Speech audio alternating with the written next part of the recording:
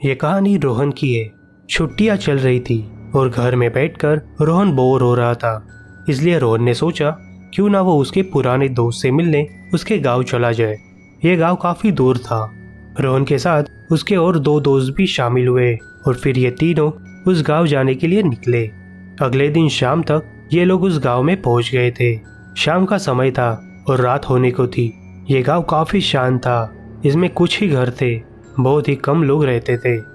ये ठंडी के दिन थे, इस कारण से रात में ठंड बढ़ने लगी, फॉग जमने लगा, इतना कि इन लोगों को दूर का कुछ भी दिखाई नहीं दे रहा था। ये लोग अंधेरे रास्ते से आगे बढ़ रहे थे। इस रास्ते के दोनों तरफ बड़े बड़े पेड़ थे और उनके पीछे खेती की जगह थी जिसमें गेहूं की खेती लगी थी। यह रास्ता इतना लंबा था कि दिन के उजाले में भी इस रास्ते का दूसरा कोना देखना मुश्किल था। और अब तो रात थी, अंधेरा था। इन्हें दूर का तो छोड़ो, पास का भी दिखाई नहीं दे रहा था। सो जैसे तैसे रोहन और उसके दोस्त आगे बढ़ रहे थे। उनमें से एक दोस्त तो काफी डरा हुआ था। उसे डरा हुआ देख रोहन को मस्ती करने का सूझा। वो जानबूझ के कुछ लकड़ियां इधर उधर फेंक रहा था और डरावनी आवाजें निकाल रहा था। वो दोस्त तो काफी डरा हुआ था और भी डरने लगा। ये देख के रोहन और भी मस्ती करने लगा। रोहन ने ये 3-4 बार किया। वो दोस्त पहले तो डरा हुआ था, उसे काफी डर लग रहा था, लेकिन अब भी रोहन शांत नहीं हो रहा है। ये देख के वो उस पर चिल्लाने लगा। ये देख के रोहन ने मस्ती करना बंद कर दी और फिर शांति से ये लोग आगे बढ़ने लगे। थोड़े समय बाद कुछ दूर जाने पर अजीब सी डरावनी आवाज आने लगती है। ये देख के वो दोनों दोस्त रोहन को चिल्लाने लगते हैं कि ये अब भी मस्ती कर रहा है, लेकिन रोहन उन्हें समझाने की कोशिश करता है कि इस बार उसने कुछ नहीं किया है। ये आवाजें वो नहीं निकाल रहा है। दरअसल ये आवाजें उन झाड़ियों से आ रही है, लेकिन उन दोस्तों को यकीन नहीं हुआ। वो दोस्त रोहन को चिल्ला रहे थे। 1-2 मिनट बीत जाते हैं और वो डरावनी आवाजें फिर से आने लगती है। इस बार उन दोस्तों को यकीन होता है कि आवाजें रोहन नहीं निकाल रहा था, बल्कि उन झाड़ियों से आ रही थी। बहुत ही अजीब सी आवाजें थी। बीच बीच में किसी की चलने की और घुर्राने की आवाजें थी। ये डरावनी आवाजें सुन के तीनों भी डर के मारे फ्रीज हुए थे और उन झाड़ियों को देख रहे थे। तभी अचानक उन झाड़ियों में से कोई परछाई जैसे दिखने वाली चीज उन पेड़ों से नीचे गिरी और देखते ही देखते वो परछाई जैसी चीज खड़ी होकर इन्हें देखने लगी।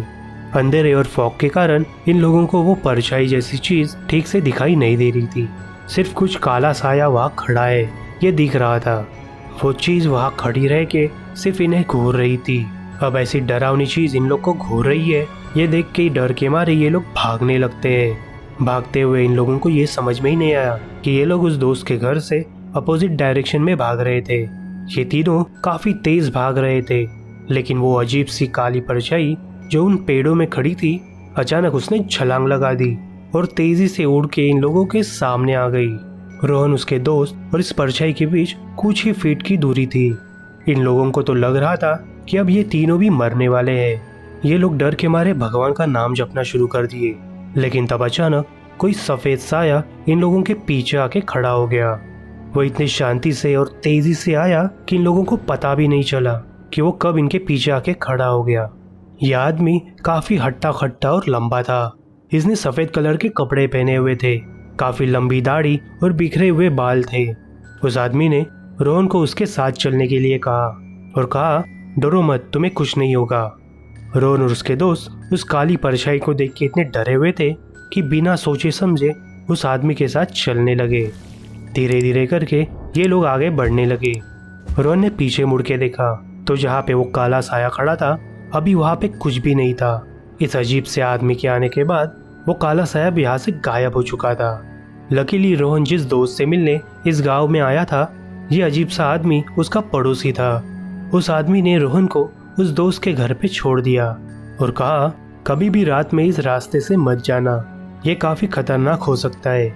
रोहन फाइनली उस दोस्त के घर में पहुंच गया था, इसलिए तीनों भी चैन की सांस ले रहे थे। अब रात बहुत हो चुकी थी, इसलिए तभी उन्होंने उस आदमी और उस काले साये के बारे में कुछ नहीं कहा। वो सीधे सोने के लिए गए। अगले दिन रोहन ने उस दोस्त को और बाकी के गाँव वालों को पिछले रात का किस्सा बताया कि किस तरह उन्हें काला साया मिला था और बाद में सफेद कलर का वो हट्टा खट्टा आदमी जो इनका पड़ोसी है, जिसने इन लोगों को सही रास्ता बताया। रोहन ने कहा, तुम्हारा पड़ोसी काफी अच्छा है, अगर वो सही समय पे नहीं आया होता तो पता नहीं हमारे साथ क्या हुआ होता। अब ये पड़ोसी की बात सुनकर सभी लोग चौंक गए। उन्होंने बताया कि उनका कोई पड़ोसी नहीं है। जो पड़ोसी का घर है वो कई सालों से खाली है, उसमें कोई नहीं रहता। और जिस आदमी की बात ये लोग कर रहे वैसा आदमी भी इस गांव में नहीं रहता। ये बात सुन के रोहन और उसके दोस्त काफी डर गए कि वो अजीब सा आदमी कौन था जिसने इन लोगों को बचाया, और फिर वो काला साया कौन था जो इन लोगों के पीछे पड़ा था। आज कई साल बीत चुके हैं, लेकिन आज भी रोहन और वो दो दोस्त ये किस्सा और ये रात नहीं भूले हैं।